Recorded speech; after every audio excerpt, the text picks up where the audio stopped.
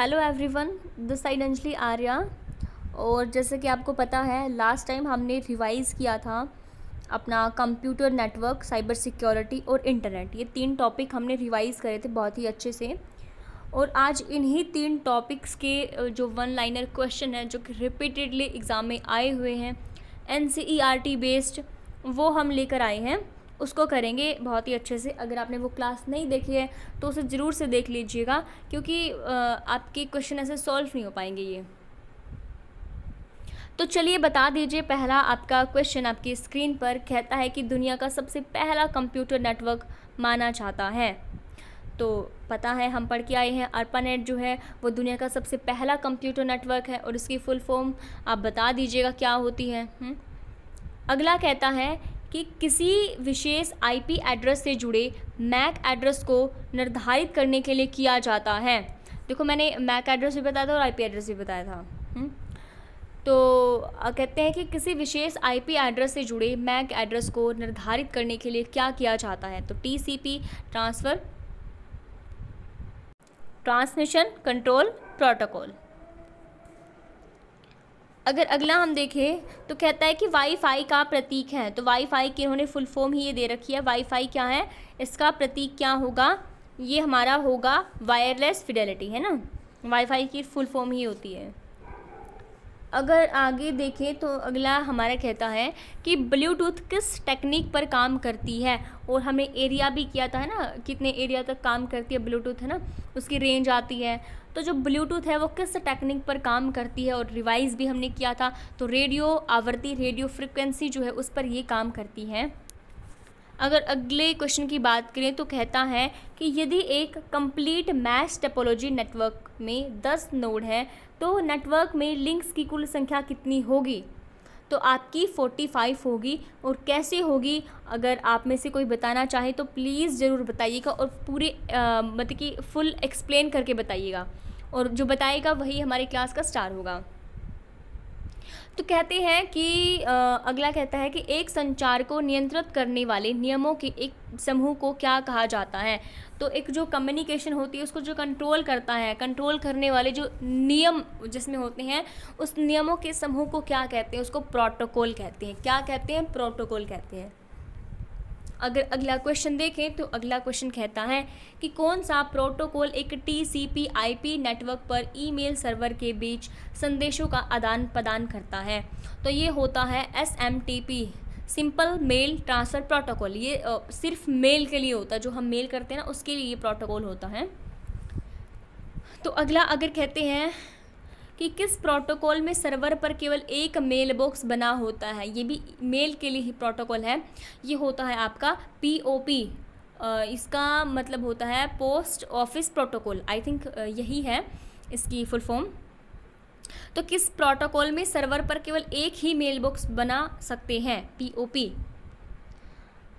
अगर आगे देखें तो आगे कहता है कि इंटरनेट के उपयोग हेतु मॉडेम कनेक्शन बनाने के लिए किस में टेलीफोन लाइन का उपयोग किया जाता है। इंटरनेट के उपयोग हेतु मॉडेम से मॉडेम कनेक्शन बनाने के लिए किस में टेलीफोन लाइन का यूज़ किया जाता है। तो किस में किया जाता है, डायल अप में किया जाता है। अगर आगे बात करें तो मॉड्यूल और डीमॉड्यूलेटर के लिए उपयोग किया जाता है। तो देखो, जो ये मॉड्यूलेटर और डीमॉड्यूलेटर, एक मॉड्यूम की फुल फॉर्म होती है, ये यहाँ पे इस टाइप का है, वो MODEUM है ना। तो जो मॉड्यूलेटर, इसका मतलब MO का मतलब होता है मॉड्यूलेटर, और इसका मतलब होता है डीमॉड्यूलेटर। तो ये हमारा ये जो मॉड्यूलेटर होता है, जो मॉडेम होता है, ये अपना इनपुट और आउटपुट दोनों ही करता है। इनपुट और आउटपुट दोनों ही डिवाइसेस के लिए होता है, बोथ के लिए होता है। तो जो मॉड्यूल और डीमॉड्यूलेटर के लिए उपयोग किया जाता है वो मॉडेम यूज़ किया जाता है। अगर आगे देखें तो अगला कहता है कि उस नेटवर्क कॉन्फ़िगरेशन को क्या कहते हैं जिसमें एक केंद्रीय कंप्यूटर, एक मेन बीच का कंप्यूटर के माध्यम से सारे के सारे डेटा या इन्फॉर्मेशन को पारित किया जाता है। तो देखो, हमने पढ़ा था, जितने भी हमारी टोपोलॉजी है, जितने भी नेटवर्क्स है वो हम पढ़ चुके हैं ना। स्टार टोपोलॉजी, बस topology, ring topology, mesh topology. तो यहाँ पे बता दीजिए, इस टाइप से यहाँ पे टोपोलॉजी से क्वेश्चन बनते हैं। देखो, केंद्रीय कंप्यूटर मतलब कि बीच में एक कंप्यूटर है। तो यहाँ पर ये कहते हैं कि केंद्रीय कंप्यूटर, ये तो बीच का हमारा मेन है, केंद्रीय कंप्यूटर है, उसके माध्यम से जितने भी डेटा है, जानकारी है, वो पारित होती है। यही जो अपना जो मेन कंप्यूटर है ना, ये होस्ट है, और यही क्या करेगा, इस कंप्यूटर, ये जो यहाँ पर बैठा है, इसको भी इन्फॉर्मेशन देगा, यही इसको भी देगा, यही इसको भी देगा, और यही वाला इसको भी देगा, यही वाला इसको भी देगा। मतलब अगर कोई इन्फॉर्मेशन आता है तो सबसे पहले इस मेन कंप्यूटर के पास जाती है, फिर ये जो कंप्यूटर है वो जिसके लिए इन्फॉर्मेशन होती है उसको ऐसे भेज देता है, ऐसे ऐसे करके भेज देता है। तो ये बताओ किस में था ये हमारा स्टार नेटवर्क में था, स्टार टोपोलॉजी में था। इस तरह से आपको ये आपका जो थोड़ा है इमेज है, इसको अपने माइंड में बिठा लेना है। उसी तरह से अगर बस टोपोलॉजी की बात करें तो AILMBC बस होती है इसमें, है ना, और यहाँ पे होता है एक कंप्यूटर, यहाँ पे होता है, यहाँ पे ऐसे ऐसे होता है ना। अगर आगे देखें तो एक मिनट, मैं आपको पहले एक मिनट सारा ये रिवाइज ही करा देती हूँ। उसके बाद अगर मैथ्स टोपोलॉजी की बात करें तो मैथ्स में तो यहाँ है या ऐसे ये 5-6 कंप्यूटर हैं, ठीक है, ये इसके साथ भी जुड़ रहा है, ये इसके साथ भी कम्युनिकेट कर रहा है, और ये इसके साथ भी कर रहा है, ये इसके साथ भी कर रहा है। ऐसे मैथ्स में तो मिक्सअप होता है, कोई भी किसी से भी कम्युनिकेट कर सकता है, कोई बाउंडेशन, कोई रोक टोक नहीं, कहीं भी जाओ कहीं भी आओ, है ना, कुछ भी करो, हमें कोई लेना देना नहीं है भाई। उसके बाद अगर बात करें अगर रिंग टोपोलॉजी की बात करें, जैसे आप अपने अंगुली में रिंग पहनते हो ना, उस टाइप की इसकी शेप बनती है, ऐसे ऐसे ऐसे, ठीक है। तो यहाँ पे एक कंप्यूटर, यहाँ पे एक कंप्यूटर, एक यहाँ पे एक है।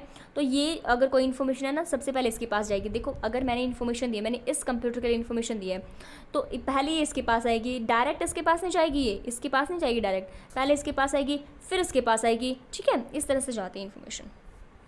अगर मैं ट्री टोपोलॉजी की बात करूँ तो बना दो एक ट्री, पेड़ बना दो एक। इस ट्री टोपोलॉजी में क्या होता है, यहाँ पे एक मेन कंप्यूटर होता है और ये यहाँ पे इन्फॉर्मेशन देता है, ठीक है, और ये वाला जो कंप्यूटर है वो आगे 2 को देता है, और ये जो है ये वाले हैं, फिर ये आगे 2 को देते हैं, ये वाला जो कंप्यूटर है ये फिर आगे 2 को देता है, और यही फिर आगे 3 को दे देंगे। इस तरह से बनता है इसका। तो चलिए अगला क्वेश्चन अगर देखें तो अगला क्वेश्चन कहता है कि कौन सी ऐसी डिवाइस जो नेटवर्क के साथ डेटा पैकेट्स को आगे बढ़ाती है। डेटा पैकेट्स मैंने बता रखा था, जब आप कोई मूवी डाउनलोड करते हो तो क्या वो जो आपका नेट जाता है ना, वो किसमें डेटाज़ में जाता है ना, थोड़ा थोड़ा करके MB चलेगी, फिर आपकी 5 MB 10 MB 20 MB, इस तरह से ऐसे छोटे छोटे सुंदर सुंदर पैकेट्स में क्या है आगे आगे जाता है।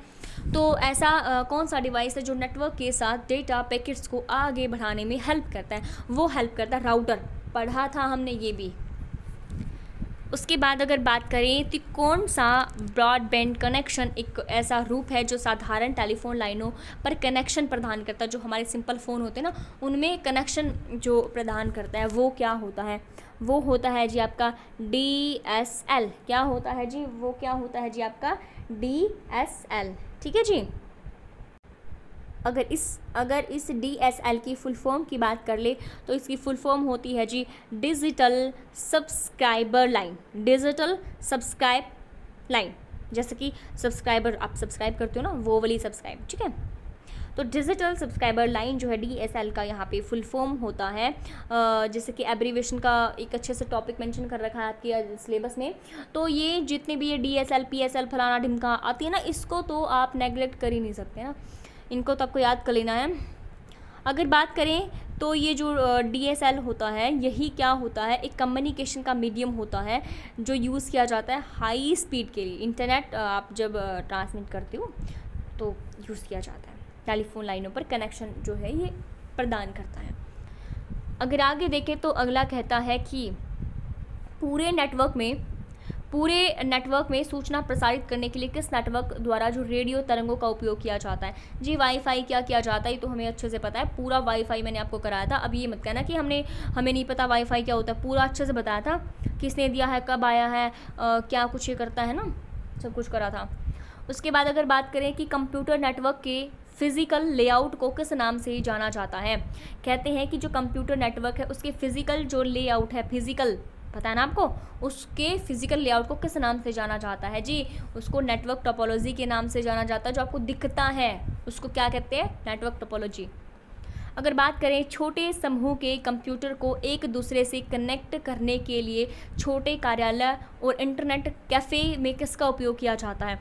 देखो कैसे मतलब घुमा के कैसे क्वेश्चन दिया ना, आप इतनी बड़ी स्टेटमेंट देख के ना आप खुद ही पजल हो जाते हो, लेकिन पजल नहीं होना। देखो इतना प्यारा इतना शानदार क्वेश्चन दिया है इन्होंने। कहते हैं कि देखो लैन मैन वैन कैन पैन सब मैंने पढ़ाया है ना, जितने भी आपके नेटवर्क है, लैन है, मैन है, कैन है, फलाना ढिमका है, सब पढ़ा रखा है।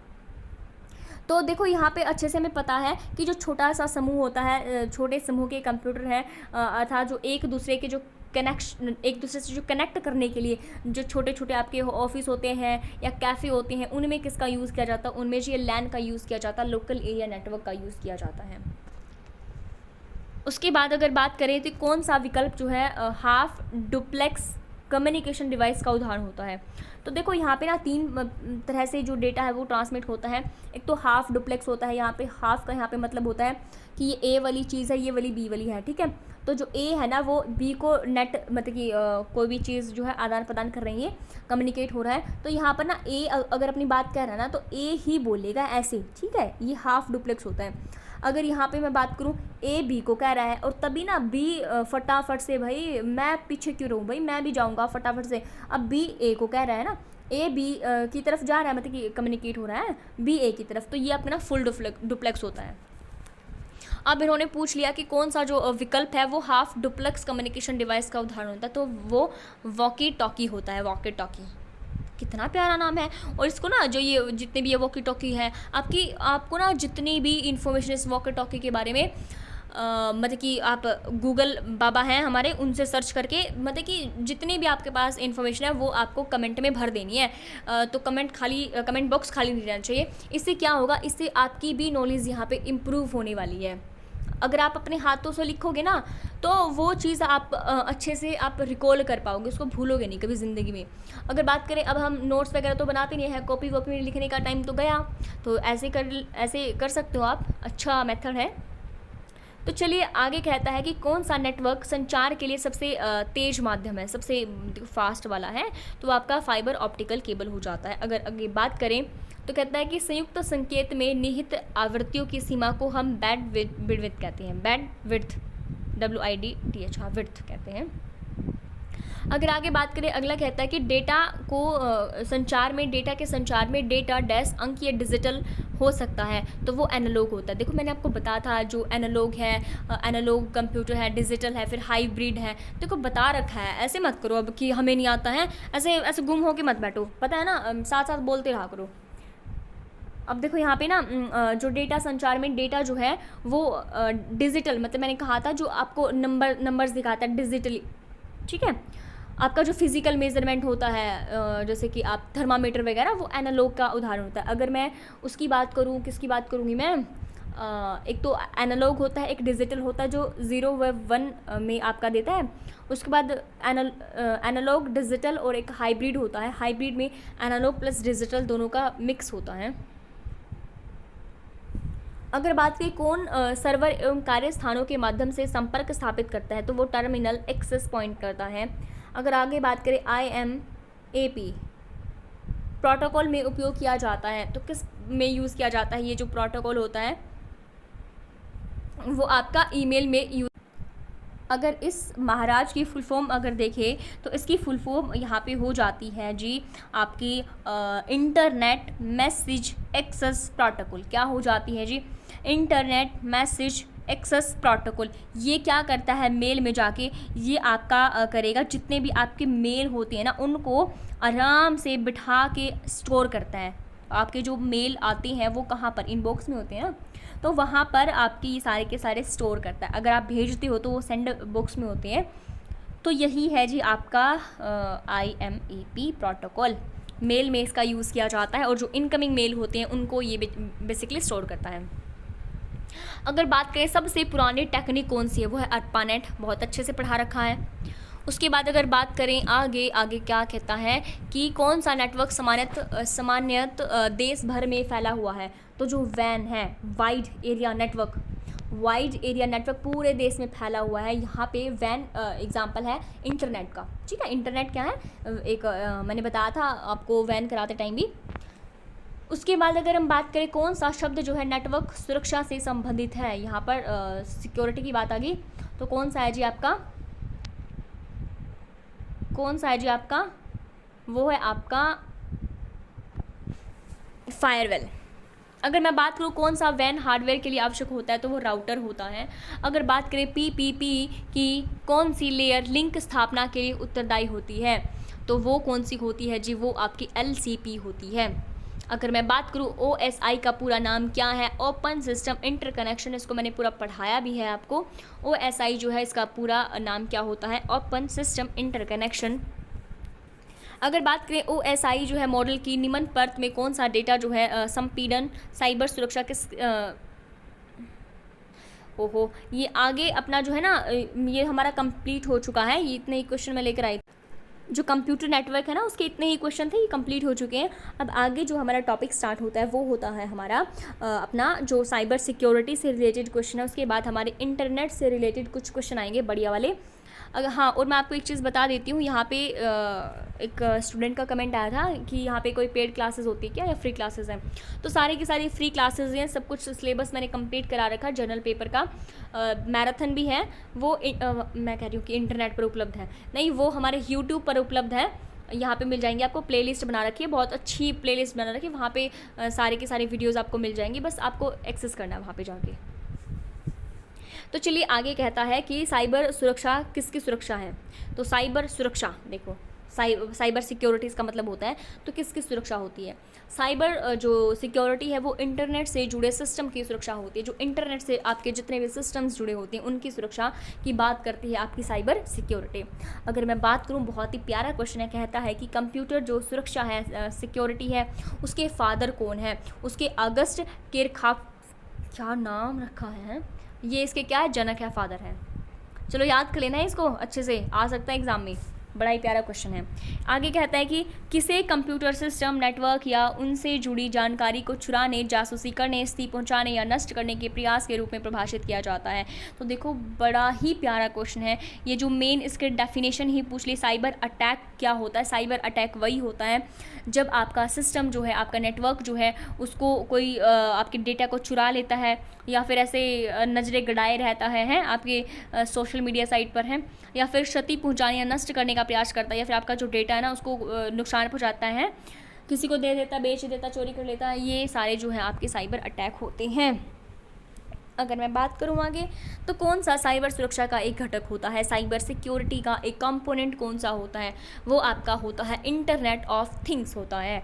अगर मैं बात करूँ, साइबर स्पेस जो है वो स्कॉट फेहलमैन के द्वारा जो शब्द है वो दिया गया था।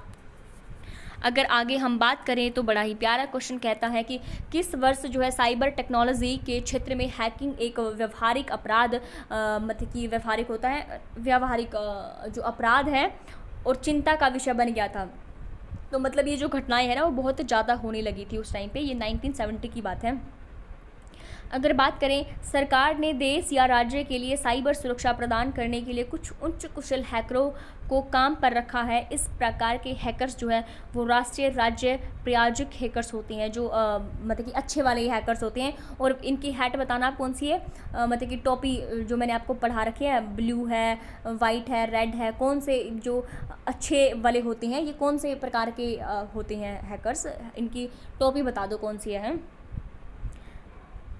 तो चलिए अगर मैं बात करूं कौन सी कार्यवाही साइबर सुरक्षा से समझौता करती है, तो वो आपकी धमकी होती है, जो ब्लैकमेलिंग, जो आप कहते हैं ना, ये वहाँ मिलियो फिर वहाँ, ठीक है, देखते हैं फिर हैं, वो धमकी वाली बात है।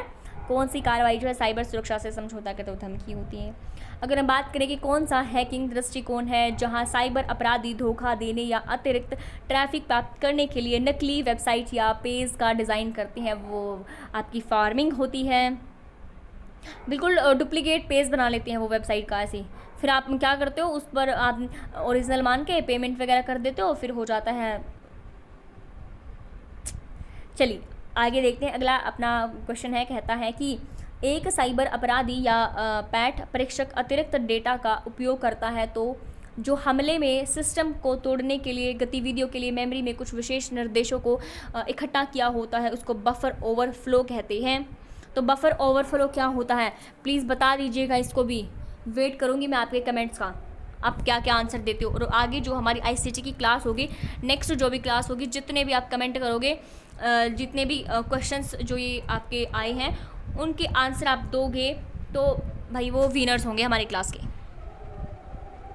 चलिए आगे कहता है कि किसी लक्ष्य या पीड़ित उपयोगकर्ता का आईपी पता प्राप्त करने के लिए साइबर हमलावर आमतौर पर किसे निशाना बनाते हैं। देखो क्या कहते हैं, ये कहते हैं कि जो विक्टिम है ना, जो विक्टिम है उसका आईपी पता करने के लिए, पढ़र का आईपी पता करने के लिए जो साइबर अटैकर्स होते हैं ना, वो वेबसाइट को निशाना बनाते हैं। क्योंकि आप किसी वेबसाइट को खोलते हो ना, तो वहाँ पर कई बार मांगते हैं ना आपकी ईमेल आईडी पासवर्ड है ना, तो आप दे देते हो आराम से, तो वहाँ टारगेट करते हैं वो आपको। अब कहते हैं कि किसी सिस्टम या नेटवर्क को नुकसान पहुंचाने या खतरा पैदा करने के प्रयास के रूप में परिभाषित किया जाता है, तो आपका साइबर अटैक होता है।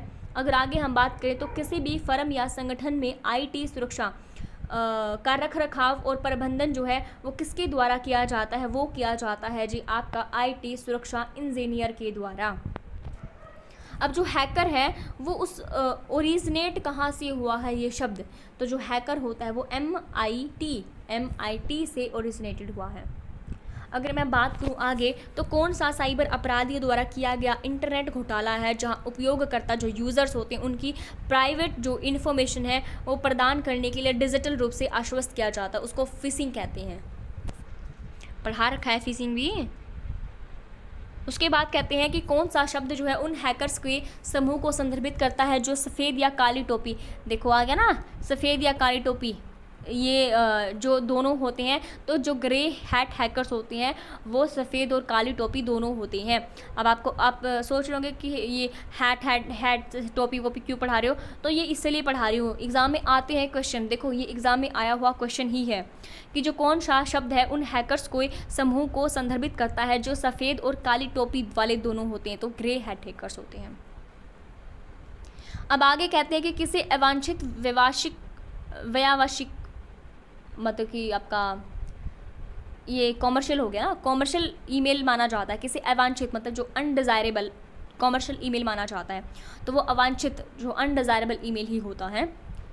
अगर बात करें कि डैश एक प्रकार का सॉफ्टवेयर होता है जिसे यूज़र के कंप्यूटर के वायरस का पता लगाने और उनसे बचने के लिए डिज़ाइन किया जाता है, वो आपका एंटीवायरस होता है जो वायरस को ढूंढ कर भगा देता है। अगर आगे मैं बात करूँ तो वह कौन सा मुफ्त एनसाइक्लोपीडिया है जिसे उसका उपयोग करने वाले लोगों ने आपस में मिलकर तैयार किया है। तो जी आप तो यूज़ बहुत ज़्यादा करते हो, क्या यूज़ करते हो, विकीपीडिया को यूज़ करते हो। फटाफट से कुछ ना समझ रहे तो करो विकीपीडिया। तो आगे कहते हैं कि किसी वेब पेज को रीलोड करने हेतु बटन दबाया जाता है रिफ्रेश का।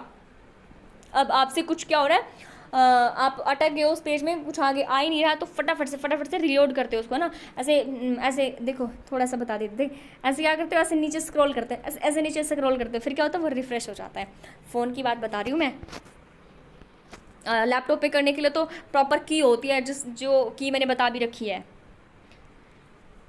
उसके बाद अगर दुनिया के सबसे पहला वेब ब्राउज़र का नाम डैश था और इसे डैश द्वारा विकसित किया गया था, तो दुनिया का सबसे पहला जो वेब ब्राउज़र था वो world wide web world wide web था, और जिसको विकसित किया था टिम बर्नर्स-ली ने। किसने करा था जी, टिम बर्नर्स-ली ने करा था। उसके बाद अगर हम आगे देखें तो कहता है कि जो इंटरनेट एक्सप्लोरर 11 में फ़ाइल मेन्यू को खोलने के लिए किस शॉर्टकट की का यूज़ किया जाता है, इसका Alt+F का यूज़ किया जाता है। अगर आपको इसकी PDF चाहिए ना तो टेलीग्राम RSI को ब्रेन वहाँ पर आ सकते हो, ले सकते हो, कोई बड़ी बात नहीं है, ये ना एग्ज़ाम के टाइम में आपकी बहुत हेल्प हो जाएगी इससे। अगर आगे बात करें तो कहता है कि कौन सा जो विकल्प है वो इंटरनेट एक्सप्लोरर ब्राउज़र में वेब पेज का नाम प्रदर्शित करता है, तो वो टाइटल बार होता है। बता रखा है टाइटल बार है।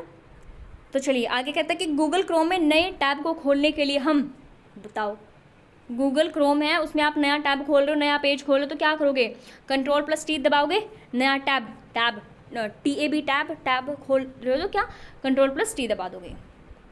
अगर इंटरनेट एक्सप्लोरर कब लॉन्च किया गया था, बताएं। इंटरनेट जो एक्सप्लोरर है वो 1995 में लॉन्च किया गया था, और जो हमारे यहाँ पर इंडिया में इंटरनेट की सुविधा फैसिलिटी कब मिली थी, रिवीजन क्लास में भी कराया था, तो बताइए। उसके बाद कहता है कि इंटरनेट से सूचना लेने के लिए किस एप्लीकेशन का यूज़ किया जाता, तो वेब ब्राउज़र का यूज़ किया जाता है। इंटरनेट से सूचना लेते हो तो फटाफट से क्या करते हो, ब्राउजिंग करते हो। अब ब्राउज़र क्या है भाई, देखो इतने सिंपल इजी क्वेश्चन भी आते हैं।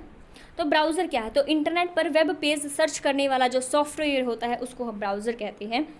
अगर मैं बात करूँ एप्पल द्वारा कौन सा ग्राफिकल वेब ब्राउज़र विकसित किया गया, वो सफारी यूज़ किया गया है, जिसे बैठ के आप सफ़र करते हो। उसके बाद अगर बात करें तो गूगल कंपनी द्वारा वर्ष 2008 की तीसरी तिमाही में एक नया ब्राउज़र स्टार्ट किया गया था। यह क्या था? ये क्रोम था। कब भाई? 2008 की तीसरी तिमाही में। उसके बाद है गूगल क्रोम क्या है? गूगल क्रोम क्या है? एक वेब ब्राउज़र है। एक क्वेश्चन ऐसे ही पूछा जाता है कि मतलब कि आपको नाम दे दिए जाएंगे, मोज़िला फायरफॉक्स है, गूगल क्रोम है और आपका गूगल, फिर क्रोम और एक और है मतलब कि सर्च इंजन, ये कुछ नाम दे दिए जाएंगे तो उसमें पूछा जाता है कि वेब ब्राउज़र कौन सा है। तो जो गूगल क्रोम होता है जी वो एक वेब ब्राउज़र होता है। अगर हम आगे बात करें तो कहता है कि गूगल सर्च कंपनी की स्थापना यूएसए में लैरी पेज द्वारा की गई थी। लैरी पेज और संगेई ब्रिन के द्वारा की गई थी। अब कहते हैं कि माइक्रोसॉफ्ट द्वारा बनाए गए वेब ब्राउज़र का एक उदाहरण जो है एड्स है। अगर आगे बात करें तो ब्राउज़र खोलने के बाद किसी वेबसाइट को देखने के लिए पहला जो चरण होता है, स्टेप होता है, वो क्या होता है? ब्राउज़र एड्रेस बार में वेबसाइट एड्रेस टाइप करना। अगर आगे हम बात करें तो जो आपके लिंक होते हैं, मतलब कि लिंक जो किसी वेब पेज पर ले जाते हैं। देखो यहाँ पे क्या होता है, थोड़ा सा बताऊँगी आपको। ये वाला एक आपका पेज है जहाँ पर आपने सर्च करा, मतलब कि गूगल पे सर्च करा और वहाँ पे आपका एक साइट है, आपने ओपन करी, ये पेज आपका खुल गया। इस पेज को खुलने के बाद ना यहाँ पे एक छोटा सा ना ब्लू कलर का लिंक दिया जाता है, मतलब कि अगर आपको इसके बारे में और इन्फॉर्मेशन चाहिए तो आप उस लिंक पे क्लिक करोगे तो आप दूसरे ही दुनिया में चले जाओगे। ऐसी ये बात कर रहा है। तो आगे बात करें तो नेटस्केप एक वेब ब्राउज़र है। कहते हैं कि गूगल क्रोम में वर्तमान पेज को बुकमार्क करने के लिए हम क्या यूज़ करते हैं? Ctrl+D का यूज़ करते हैं। अगर आगे हम बात करें तो एक वेब ब्राउज़र का उदाहरण क्या होता है? वो ओपेरा होता है। अगर बात करूँ सफारी जिसमें आप सफ़र करते हो, वो क्या होता है जी? वो एक वेब ब्राउज़र होता है और किसका? एप्पल का होता है, सेब का होता है। अगर मैं बात करूँ तो फायरफॉक्स वेब ब्राउज़र सच में सेब मत समझ लेना, वो एप्पल के जो फ़ोन आते हैं ना उनकी बात चल रही है। कभी आप सोचो मैडम को तो यही नहीं पता है। चलो आगे कहते हैं कि फायरफॉक्स वेब ब्राउज़र किसके द्वारा विकसित किया गया था? तो वो मोज़िला कॉरपोरेशन के द्वारा किया गया था। अगर आगे बात कर लें, कहता है कि URN का तात्पर्य होता है, URN फुल फॉर्म पूछी गई है, यूनिफॉर्म रिसोर्स नेम, नहीं भाई, URN वो URL है दूसरा लोकेटर वाला, और जो URN देखो बिल्कुल माइनर सा URN है और URL वो आपका था जो यूनिफॉर्म रिसोर्स लोकेटर है। तो UR जो LN है वो यूनिफॉर्म रिसोर्स नेम है। अगर आगे बात करूँ, ये जो दे रखा http:// है www.rediff.com जो है, ये क्या है? ये इस तरह की आपकी वेबसाइट होती है। हाँ जी, इस तरह का भी क्वेश्चन आता है, देख लो अब आप। अब कहते हैं कि http ये जो ये है, ये क्या है आपका? में http, ये कहते हैं कि जो http क्या है? देखो पूर्व संधि, मतलब कि इसका इंग्लिश में नाम है तो दिमाग से निकल गया अब क्या है। तो जो http है ये एक URL है, नहीं एक मिनट रुको, देखो भाई यहाँ पे देखो, अब इसको पूरा पढ़ते हैं जब आई गया है तो ये क्या है आपका? आपका एक URL है। URL में क्या होता है? इंटरनेट पर आप जब किसी वेबसाइट पर जाते हो तो ये उसका एड्रेस होता है। इंटरनेट पर किसी भी वेबसाइट का एड्रेस ये होता है। अगर मैं बात करूँ आपका www, ये आपका एक सब डोमेन होता है, सब, ठीक है। अगर इसकी बात करूँ तो ये आपका जो है ये सेकंड लेवल का होता है। अगर इसकी बात करूँ तो ये टॉप लेवल का डोमेन होता है। कौन से? टॉप लेवल का। और इसको हम मतलब कि ये आपका सब लेवल, ये आपका सेकंड, ये फर्स्ट लेवल, ये सेकंड लेवल, ये टॉप लेवल का डोमेन होता है, ठीक है। इस तरह से होता है आपका ये डोमेन। आपका मैंने पढ़ा भी रखा है डोमेन का, जैसे कि ये आपका डोमेन नेम कौन देता है? आपका ICANN फुल फॉर्म इसकी हो जाती है international corporation assigned name and numbers. यहाँ पे जो एन में कंफ्यूज हो जाता है कई बार, नंबर पहले आएगा या नेम पहले आएगा, इस तरह से आपको अच्छे से याद कर लेनी है ये। तो ये देते हैं डोमेन नेम। अगर आगे बात करें तो एक डैश साइट बस इंटरलिंक किए गए वेब पेजों का ही एक संग्रह होता है। तो हमें पता है जी वर्ल्ड वाइड वेब होता है। उसके बाद अगर बात करें तो इंटरनेट पर किसी भी कंप्यूटर को पहचाना जाता है उसके आईपी एड्रेस से पहचाना जाता है, आईपी एड्रेस से। किससे जी? आईपी एड्रेस से। तो देखो यहाँ पर ना, यहाँ पे एक चीज़ आपको बताती हूँ मैं। यहाँ पे एक तो होता है आपका वेब पेज, एक होता है वेबसाइट, एक होता है जी वेबसाइट। जो वेब पेज होता है ना, वेब पेज, और एक होती है आपकी वेबसाइट। क्या होती है जी? वेबसाइट। तो वेबसाइट क्या होती है? बहुत सारे, जब ये बहुत सारे वेब पेज मिल जाते हैं ना, तो बहुत से वेब पेजों का जो कलेक्शन होता है वो आपका वेबसाइट कहलाता है। क्या कहलाता है? वेबसाइट कहलाता है। तो फॉर एग्जांपल जो वेबसाइट है वो एक बुक है, और एक उस बुक का एक पन्ना क्या है? एक आपका वेब पेज है। तो ऐसे अलग अलग पन्नों से मिलकर क्या एक किताब बनती है। तो इसी तरह से आपको किताब और किताब के पन्नों से याद कर लेना है वेब पेज और वेबसाइट। बहुत बार एग्जाम में पूछा जाता है, तो कंफ्यूज हो जाते हैं वेबसाइट और वेब पेज में।